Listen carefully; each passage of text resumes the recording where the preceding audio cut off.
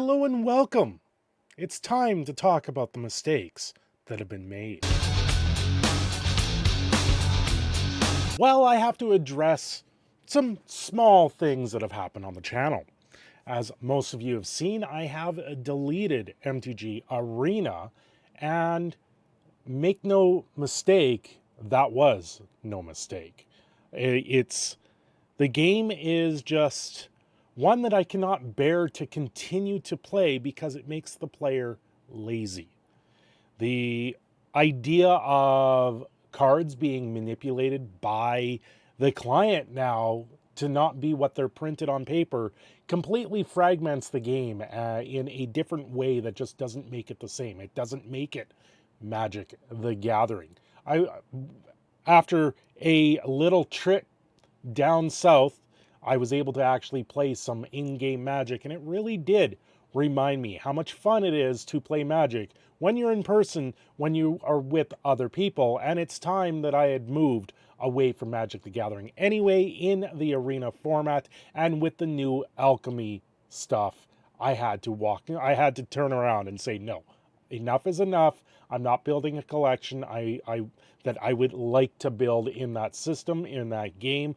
I would rather build a collection in paper or MTG online, which I don't know if I will dive right into. So make no mistake, that is very much gone. But the mistake that I did make is calling the Moonveil Regent an actual functional reprint, because the definition of that has been found and why it is different. However, there is a lot more to talk about this subject. Before we really dive deep into this, do hit the like button, subscribe to the channel, because I think this is going to end up being a longer series than I want it to be, because when it comes down to speaking about mistakes and things that happen to have a court of law behind it, they tend to drag on quite a bit. So do hit the subscribe button today, because there probably will be more that we will talk about in the upcoming days. Yeah, that's right. We're going back to the reserve list discussion that is happening. It was pointed out in my comment section about this particular card, Fork. How it's 2 red and any sorcery or instant spell cast is doubled. Treat Fork as exact copies of target spell, except Fork remains red. Copy and original may have different targets. So the idea here is the spell will become red no matter what it is. So this mattered back when the reserve list first came out. This really was a big deal, because if you had a circle of protection red or something that negated red damage, this really did matter. But fast forward to M13, and they reprint or they print a card very similar to Fork called Reverberate, which is 2 red, the exact same casting cost, also an instant. I believe Fork is a interrupt. Now, interrupts are no longer part of Magic. They got deleted back in a long time ago. All interrupts are considered instants. There is now split second, which is faster than an interrupt and cannot be countered in that sense, unless it was another split second. But Reverberate for 2 red, so the exact same casting cost, instant, copy target instant or sorcery card. You may choose new targets for the copy. This is a very, very close to Fork, and in intents and purposes, people have said that because of how close this is, it is almost that functional reprint value that I had spoken about in the earlier video about the Moonveil Regent. Now, we're going to dive into this a little bit more because, like I said, functional reprints are something that are not necessarily name, but their power, toughness, and their card and the type of card they are. They just happen to be a shifted name, and usually they do them for lore purposes or just to slide in the same card into a set that just shifts it one over. Why is this not considered a copy of a reserve list item? Well, it doesn't create the color barrier that is there. However, one could argue nowadays because the color pie or the color system of the game doesn't really fall in line with that anymore. However, back in 2013, it probably did matter a little bit more. Color did mean stuff. They had a lot more protection from certain colors instead of just hexproof. And hexproof is you can't target the creature from, or your opponent can't target it with spells or abilities, but if it's hexproof for red, then it's red spells or abilities from your opponent cannot be targeting them. However, you yourself can. Protection in itself is a very difficult thing to deal with because it also limits the player themselves and not just their opponent. But why is this important? Why did this card become such an important factor when talking about reserve list items? Well, it's because it set a precedent. It set the bar to the point that they can come all the way up to the bar, but not past it. And we'll get into that. What there is there's an article back from 2003. This is March 31st, 2003. Mark Rosewater penned this article. It's called "This Land is My Land." And it talks about how lands are part of really where the reserve list comes from. This has a lot of jargon in it and isn't really directed towards the reserve list, but this is once again, bringing up the precedent of where things won't be a functional reprint or better. No land can strictly be better than a basic land, or no land can be strictly better than a basic land. Basic lands are essential to the game. You need them. And he talks about how strictly better means that one card in all occurrences with reason better than another. An example of a strictly better would be a lightning bolt versus shock. Barring a really convoluted setup, you know your opponent has eye for an eye and at 3 life while he's at 2. You would always want lightning bolt over shock or an identical cost. For an identical cost, it is just the exact same thing, but better. And lightning bolt is the pinnacle of direct damage when it comes down to red spells. It does 3 points of damage, shock does 2, the exact same casting cost, and once again, that's a bar that they have set, right? The ramifications of strictly better rule is that we cannot design lands, now this is talking about lands, that tap for a colored mana without having some kind of drawback. Now, this design idea or influencing or the way that they're doing design in the game, this is their bar. They've set these bars, and that bar is the reserve list. And when they talk about strictly better, how they cannot design lands, it doesn't just go to lands, it goes to all cards. They can't design a card better than what it's supposed to be without some sort of drawback. This is where we're talking about you need drawbacks for these cards. You cannot just simply say it's the same casting cost, it's the same power and toughness, or better. This is where that precedent came from for the functionally better than the functional reprints. This is the idea of it. Now, this is 2003, in the birth age of the internet, when the internet was very young in that sense. And a lot of these articles would have been more printed in a Scry or Inquest magazine. So there's probably some sort of magazine out there that actually goes into how strictly better is the same thing as like a functional reprint. And that is where the discussion really has opened up on all of this.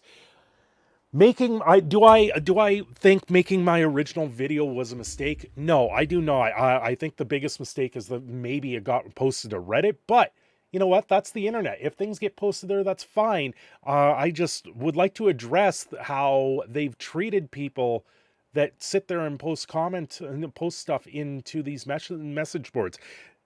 They're in these message boards, and when I see that moderators are threatening others with bans for posting my video, I have to sit there and take a step back and go, is that really the type of discussion that now is curating the type of discussion you want and has a prejudgmental over the type of video and the type of discussion that is possibly open to discussing.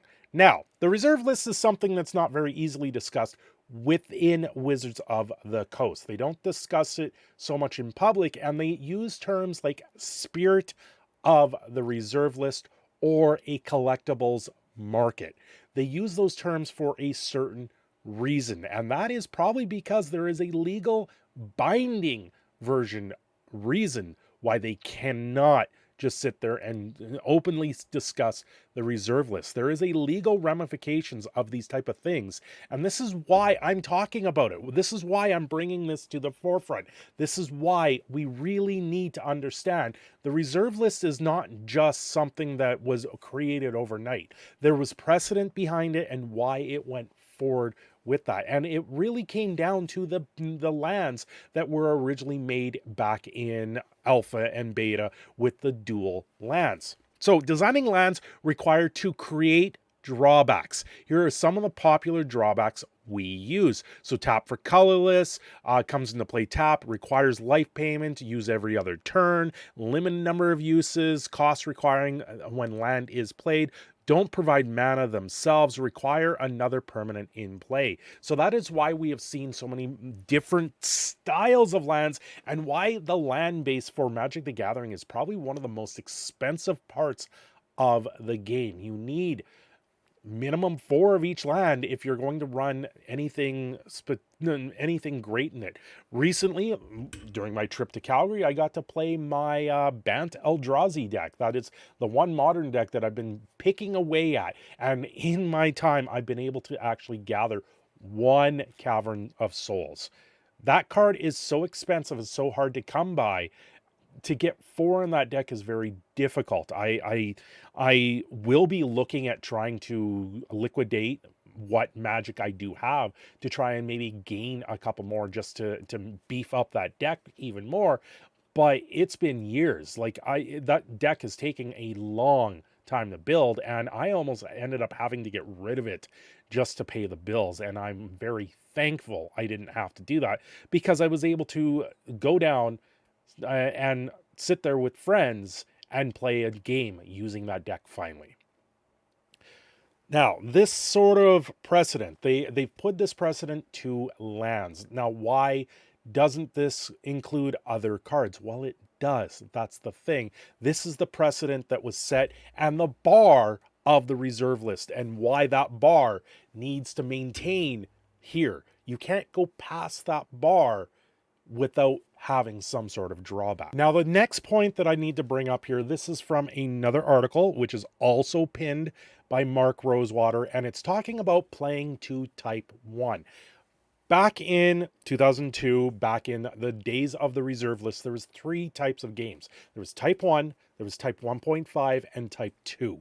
These were what is now known, Type 1 being, I believe, Vintage, and Type 2, technically at this point, is Legacy, or it might be vice versa, and Type 1.5 was a rotating sort of set in between that, where it only went up to the last 4 sets and then continued to roll that way.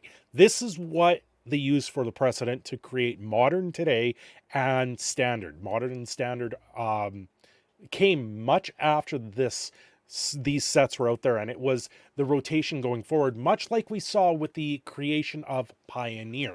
Pioneer is something that's in between Modern and Standard, which technically, if you look at it, would be something like your 1.5 playing. It's really the same sort of idea. They're always rolling along with the same sort of idea of stuff with the game, and why tournament legal is a term that we're going to get to know of here right away. Now, I want to bring attention to something in here where we talk about, why don't you just reprint cards? Why don't you allow proxies? And this blurb from Rosewater actually talks about the secondary market and why it's so important towards the reserve list, and why tournament legal stuff is a big deal when it comes down to the way this game continues to grow, if this game wants to continue to grow. Whenever we bring up the cost prohibitive nature of Type 1, we get one of 4 responses. First, some people simply agree with us, not much to add there. Well, back in Type 1, you're looking at $1,000 to $2,000 to make a deck. Type 1, if you wanted to play it today, you're looking at hundreds of thousands of dollars, if not mortgaging your house to be able to play it. Secondly, some people argue that Type 1 isn't expensive. That just isn't true. I could comb through Oscar Tan's columns for deck lists and print the dollar amount of each deck based on Inquest medium prices. Right there is the admission of the secondary market. It exists.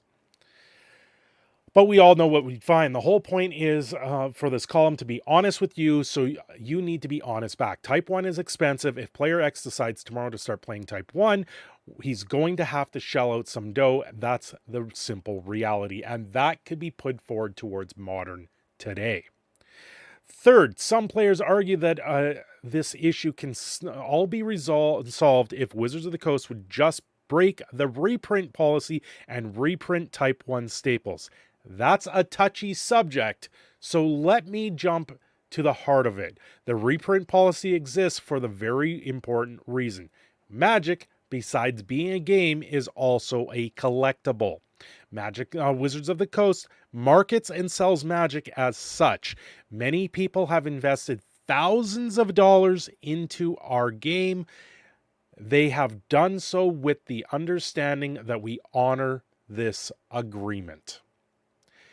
Now, before all of you go down into the comment sections and before you completely dislike this video, because you probably already have if you haven't gotten to this point in the video, the people that are investing in the reserve list are not online. They are not watching these videos. They are not speaking on Twitter. They are not going through the Reddit message boards. You will have few that do, but most of the ones that have some sort of market value in reserve list items are not dealing with stuff online. They are more just going with the market and watching ups and downs and dealing with stocks and treating like Magic the Gathering and the reserve list items like their own personal stocks where they can hide money and do all this stuff. The reserve list is a giant glaring mistake that has been put there. However, I do not believe Wizards of the Coast had control over the reserve list being there in the first place. One of the ongoing themes of making Magic is the game exists many different types of people. One subset cares about the value of cards, and this is intentionally not a small group. Our responsibility to the group prevents us from reprinting a certain subject of cards. That's not negotiable.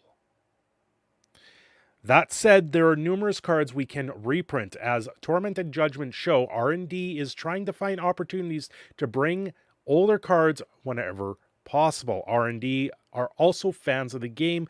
Many of us have been playing the game since the game's beginning. Some of us even longer than that. We too enjoy sharing Magic's past with today's players. But there are lines we cannot cross. This is that bar you cannot cross. These are the lines. Fourth, some players argue that the expense issue can be solved by allowing proxies. My answer is simple. Magic exists for two reasons. One, it's a great game, my personal all-time favorite, and R&D, as a bunch of hardcore gamers, feels an obligation to keep it alive. Two, it's a revenue source for Wizards of the Coast and parent company Hasbro. If the second doesn't happen, neither will the first.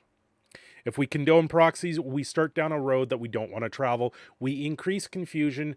We affect the secondary market, which we do care about, but that's a topic for another column.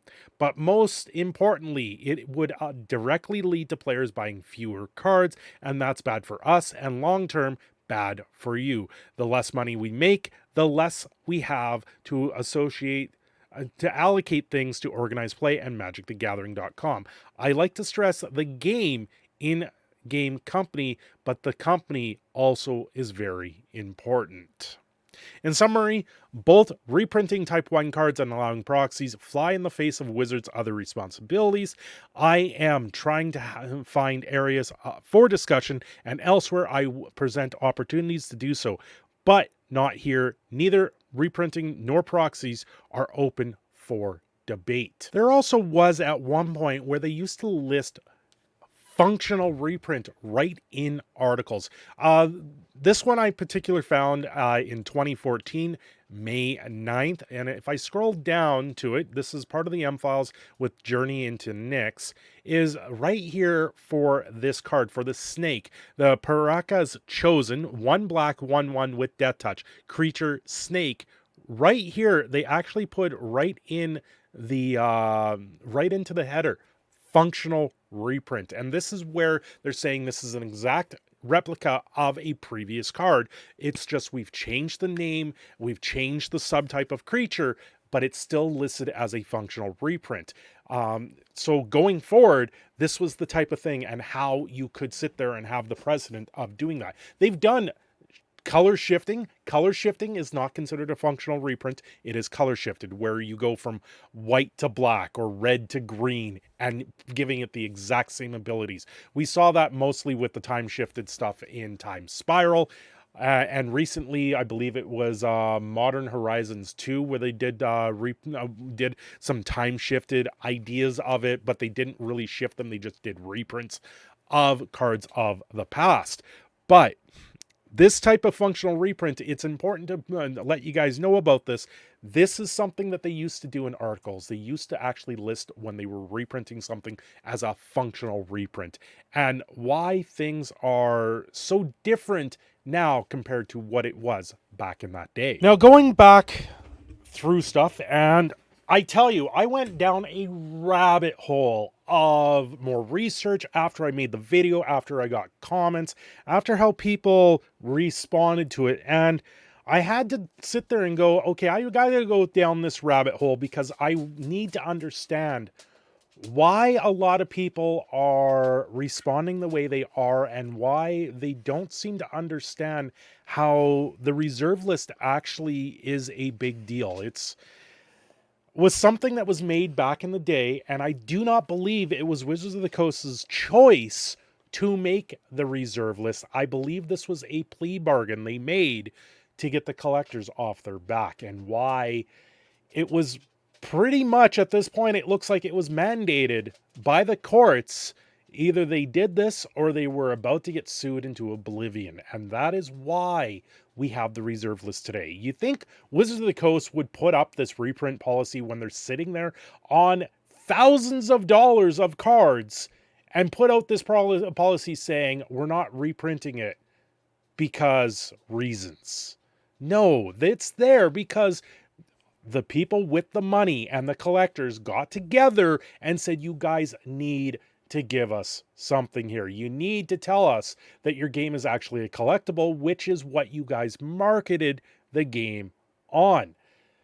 Now, this is just over a year ago. If you go into the Gatherer as well for Rock of Care Ridges, back in 2013, people were making comments saying, why is this card on the reserve list? It's a horrible card. It's a 3/3 4-mana flyer. Throughout the years, we've seen 4-mana flyers, 3/3 or better, but it wasn't the exact same casting cost. And that's where they've always been able to step around it and be able to market around the reserve list items.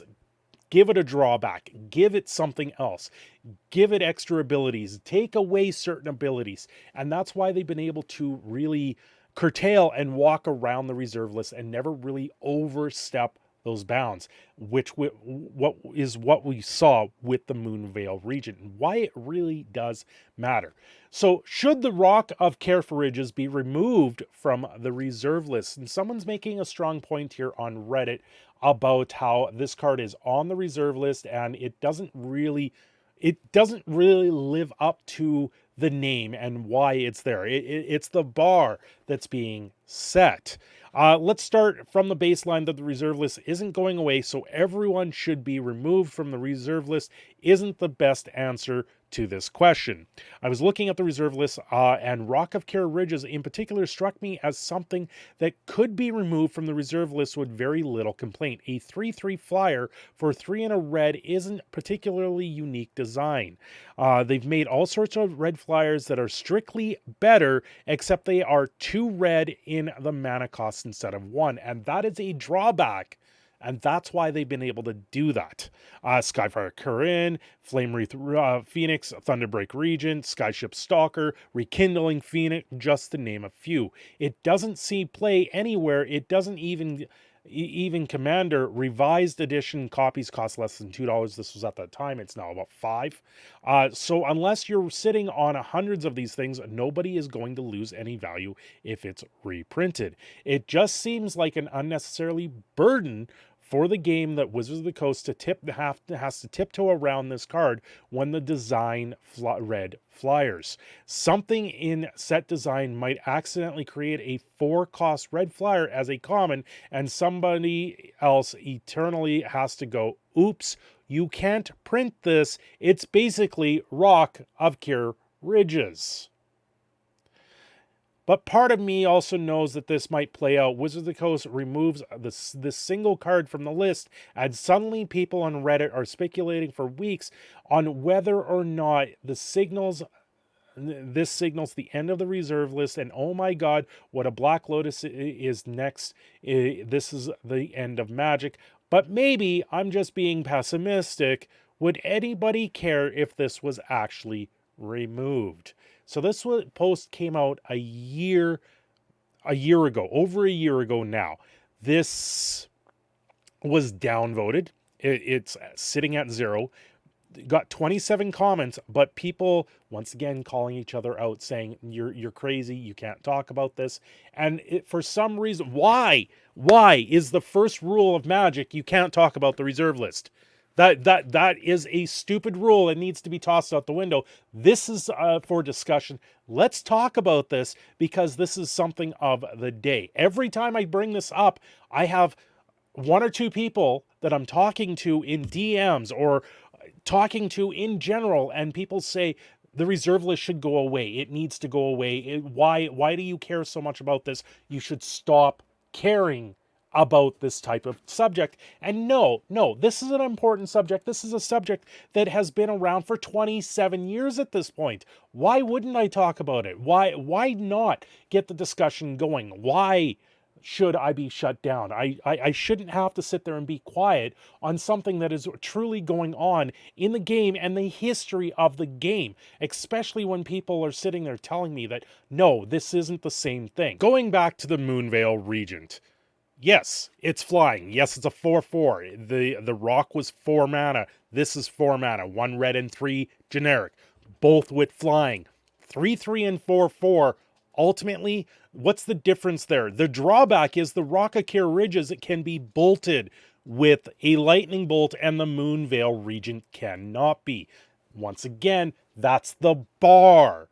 They set this bar years ago, and that bar has continued for the length of it. And the reserve list was made in 96. We're 27 years in. The game's been around since 93. So take 3 years away. 24 years that bar has been set, and they decide now to break it. Well, there is no coincidence that Reddit post suddenly was a year ago when this was going through the design phase. Wizards of the Coast has been known in the past to overlook Reddit quite frequently, especially the people that are in research and design. These show there was more behind this ultimately. And for full context here, let's bring up the discussion for the Rock of Care Ridges. One of the top reasons why the reserve list is stupid, because this card, which isn't even worth a meaningful amount of money to collectors anyway, red can never have a 3/3 flying for 4 ever again. Stupid, stupid, stupid. When this card, when are they going to discard the reserve list already? The people who wanted it moved on almost a decade ago. Now it does nothing but hurt the game. And that is not true when we went over the reasons for the reserve list earlier in the video.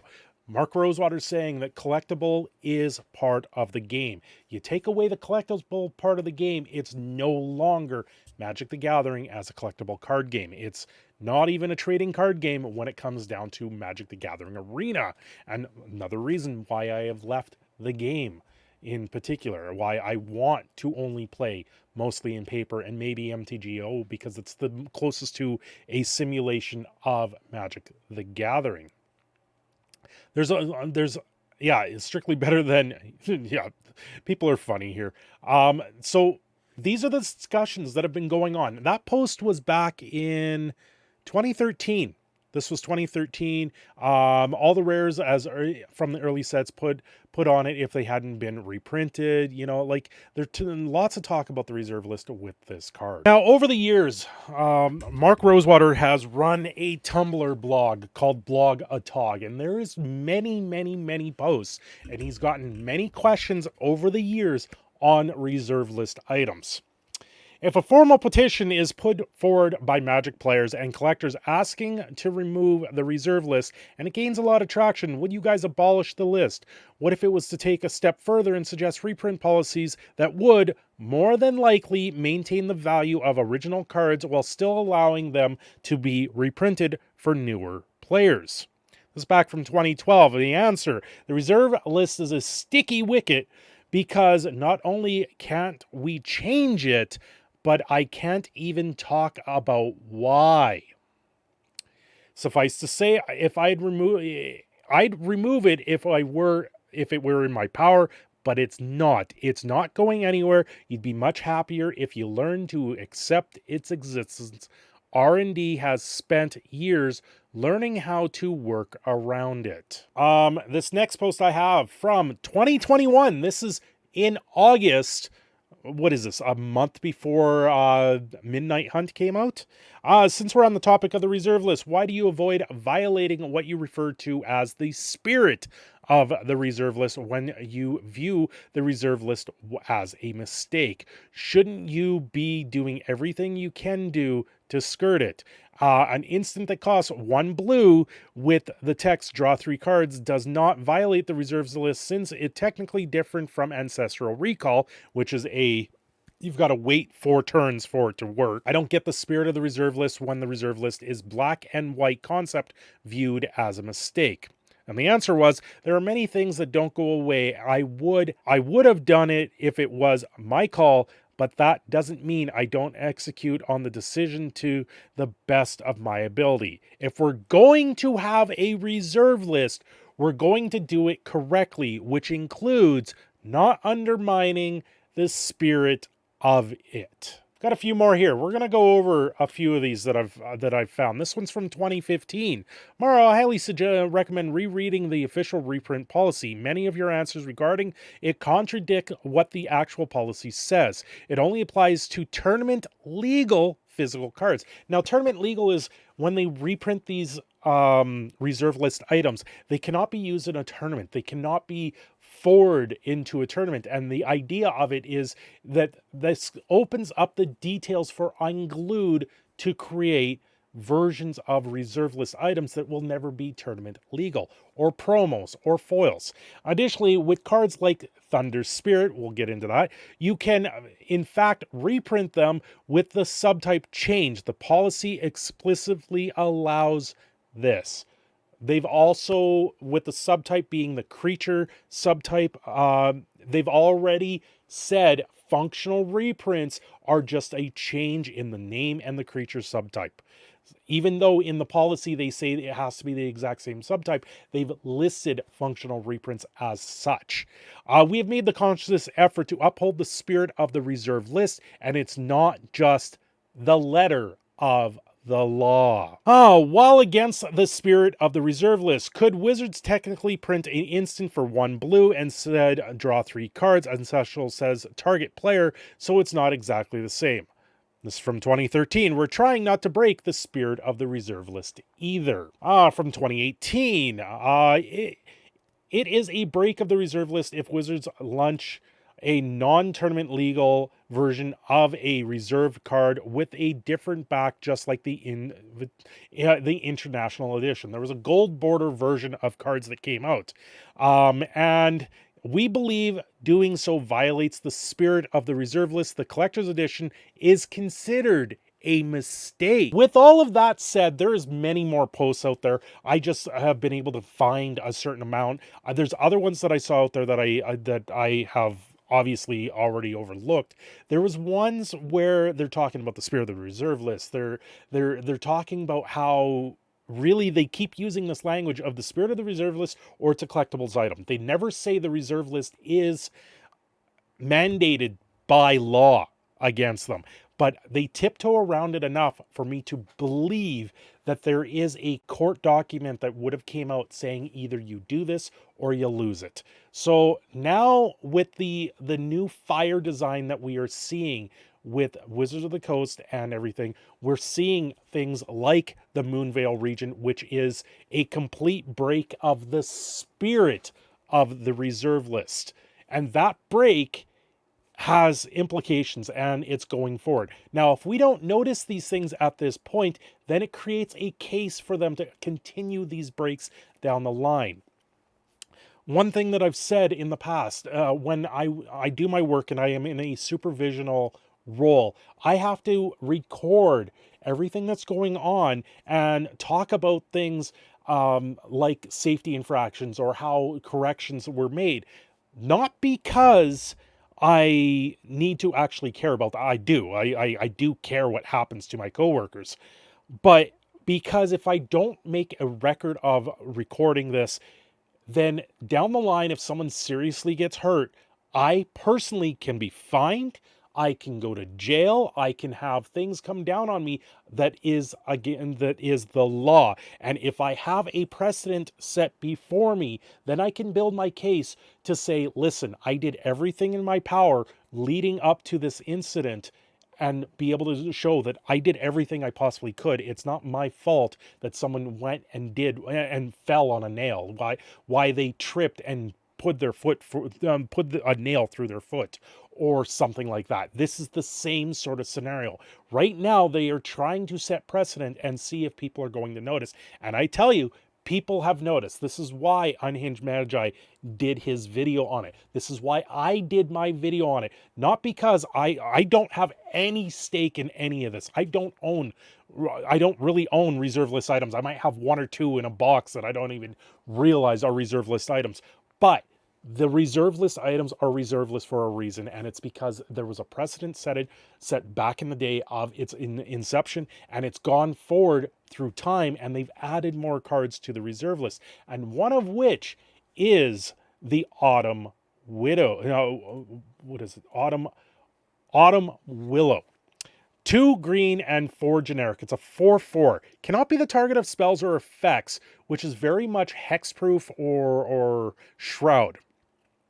For 1 green, target player may target Autumn Widow with spells or effects until end of turn. This was a ability that they've really gone forward with. That is now known as Ward when it comes down to it. It's a 4/4. Why is this thing such a big deal? It's from Homelands. Homelands is one of the worst sets that were ever made. It was printed into oblivion, and there are cards on it that are reserve list items, and this is one of them. This was pointed out to me in a DM, and I didn't really... I'm not really searching for these. These are things that are coming up. And where does this fall? Well, we've got the Arbuck Caretaker, which is brand new in the game. And the Arbuck Caretaker, 2 green, 4 generic for a 4/4. Autumn Widow, 4/4. This has hexproof. The Autumn Widow cannot be targeted of spells or abilities, which is technically Shroud or Ward in this case because of the way it is. So very similar abilities. I'm talking almost very similar. Now, you've got 6 mana for a 4/4, right? That is the bar. Again, that is the bar that Wizards of the Coast has set. And they set that when they spoke about drawbacks with lands and dual lands. That bar is where they can bring cards up to and not cross. So not only is this really a better version of the Autumn Widow. It is much better. The fact that it, at the beginning of combat on your turn, put 2 1/1 counters on another target creature you control. And then it also flips into a 6/6 that gives it to all creatures. They get +2/+2, right? Is this a break of the reserve list, or is this a break of the spirit of the reserve list? And I believe that's more what it is a break of the spirit of the reserve list. And this is something that Mark Rosewater, yes, he is the PR guy of Wizards, has come forward and said many, many things throughout the years and history of Magic the Gathering that we're not going to break the spirit of the reserve list. And that in itself is the precedent that has been set. If these cards continue to be pushed out like this and not recognize that they are breaks of the spirit of the reserve list, then very soon we're going to see things fall in place. Could one argue that this is not an exact functional reprint? Very easily. This is a much better card. I really do like the idea of this card and the design space that they went with it. I really think it's a decent card, and I think it is a twist enough of a version of a card that it's not going to be that much of a big deal. However, technically, when you sit there and break this down, the best type of right is that this is when it breaks it down, you can say this is a functional reprint. Now, the one last thing getting in here is back 4 years ago on Reddit, someone actually, in 2016, 2 cards almost violated the reserve list, and you probably didn't notice. Once again, this was another Reddit post that got downvoted. It didn't gain any traction. No one wanted to talk about it. You scroll through it, and people are like, are you insane? Once again, I mean, technically they already have Recall and Treasure Cruise. They're talking about cards that have already done and how this is not that big of a deal. But once again, the people that are not online, not seeing all the stuff, they believe these type of things are a big deal. Thunder Spirit, which I have here in the corner, is a spirit. Now it's all, I believe it's been errated to elemental as well. First strike flying, 2/2, originally from Legends, which is 94. 2 white and a generic. Aerial Responder, which is a creature, dwarf soldier, has flying, vigilance, and lifelink. Same casting cost. It was a 2/3. Better defense, flying, vigilance, and lifelink. The aerial responder in itself was a very close version of this. Now, they gave it vigilance and lifelink, so is that the same thing? Is it ultimately better? One can argue the scenario yes and no. This is the difference here. First strike is a very powerful ability, and having multiple creatures with first strike creates a wall on your field that will always stop things. Having lifelink and vigilance, meaning you can attack and gain life, it is a completely different ability. Now, can each of these say they're better than the other? No. That is the difference here. Unlike the Moonveil region and the Caretaker, the cards are ultimately better. They just do more things that are way better. They're not an optional version. The Moonveil region, everything on there is optional if you're going to do stuff in the long run. But ultimately, it is better than the original predecessor, where in this case, this is not technically better. One can argue either way or the other. And there was an article that I came across that said, if you're going to do eternal reprints, the way to do it is make it 50% of the way. Don't go all the way there and just, then you have problems. Then you have these issues. Don't go past it because it creates even more issues. And in this case, one could easily argue this is not a same like and same of the same thing. However, it is a 2/3 versus a 2/2. Is there a drawback here? That is the problem. There isn't really a drawback here. However, it doesn't have first strike, so then you can, the evergreen abilities are not one and the same. And situational circumstances, yes, it's better in some cases. In about 50% of the cases, it's better, and in 50% of the cases, it's worse. So that is the 50% logic that goes behind that. Then there was another one, Tracker. 2 and a green, creature human. For 2 green, tap. Tracker deals damage equal to its power to target creature. That creature deals damage equal to its power to tracker. And it's a 2/2 originally from the Dark in 94. Tireless Tracker, 2 and a green, is a 3/2. So this is the power and toughness side of things with the reprint policy and the same casting cost. Whenever a land enters the battlefield under your control, investigate. Create a colorless clue artifact token with sacrifice it, draw a card. When you sacrifice this clue, put a 1/1 counter on Tireless Tracker, and it's a 3/2. Now, once again, is this a better version of the card? Not. If you break it down and take away the abilities, yes, right? You take away the abilities here, it's going to be a much better card. But the abilities are so diversely different, and once again, in 50% of the cases, you're going to want one or the other over the other. That's where this 50% rule can kind of be skirted around, and this, I believe, is where you're actually skirting around. And once again, you're not really making something that is that much better. Having the ability to do the damage equal to its power to target creature is a force fight. It's fighting back and forth. There is a drawback with that, but that is the original version of the card, and thus the reserve list card and that bar that was set. They really brought this right up to that bar and said, you know what, let's give it something completely different no one will ever notice, right? So these are 2 cards that are just different in general overall, and I don't know what the answer would be on these, because they are so very similar but different at the same time. Unlike the other 2 examples with the Moon Veil and the Caretaker, they are cards that are just strictly better. So where does this leave us? I'm not entirely sure where this is going to go. I know there are people that are watching, and I know that there's a lot of talk in probably the collectible world, and the people that are invested heavily into these products, they're probably drafting something as we speak right now. Do I believe Wizards of the Coast actually has control over the reserve list and why it exists? No, I do not. I do not believe that was their doing. I believe that was something that they had to do as a plea bargain to appease the courts and to appease the people that have all these collectibles. First off, Magic the Gathering was marketed as a collectible item, and with the version of the way things are in Magic the Gathering and in paper, it really is a collectible item, and that's why the reserve list exists. The secondary market is the reason why these things have continued to go that way. Now, when it came back to drawbacks with the lands, that was the bar they set. That was how they came across to say the bar has been set here and why it exists. My understanding, there will be other videos from other YouTubers, namely Unhinged Magi, that will be muchly worth to check out. I wouldn't be surprised if Desolator at Magic also has a follow-up.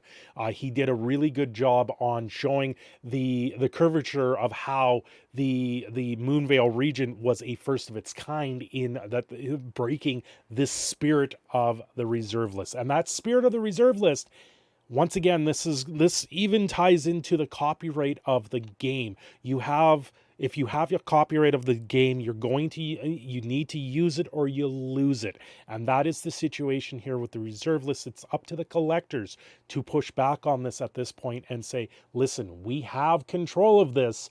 We need to keep control of this, and they're going to have to push forward against Wizard of the Coast if they want this not to be broken wide open. Where does this all land? What are your guys' thoughts on this? This has been a very long video, but I've been researching for a few days here, and like I said, there were people that I've spoken to, and they do not believe that this is the type of subject that I should be bringing up. And I did a lot of research on it. It was a rabbit hole, and I hope I brought you down a good one, and you can still find your way back to the surface from it. This is Proud Canadian Phoenix signing off. Don't forget to like and subscribe. And hey, One other thing, I do have a P.O. box that's listed in this video. If you guys want me to review other games or take a look at other games, mainly on Flesh and Blood right now, I'm really starting to dive into that a little bit more where I can, or other board games, anything of the sorts, and you want to send me something, I can do that on the channel as well. Until next time, you guys have a great day. Don't forget to like and subscribe, and I will see you all next time.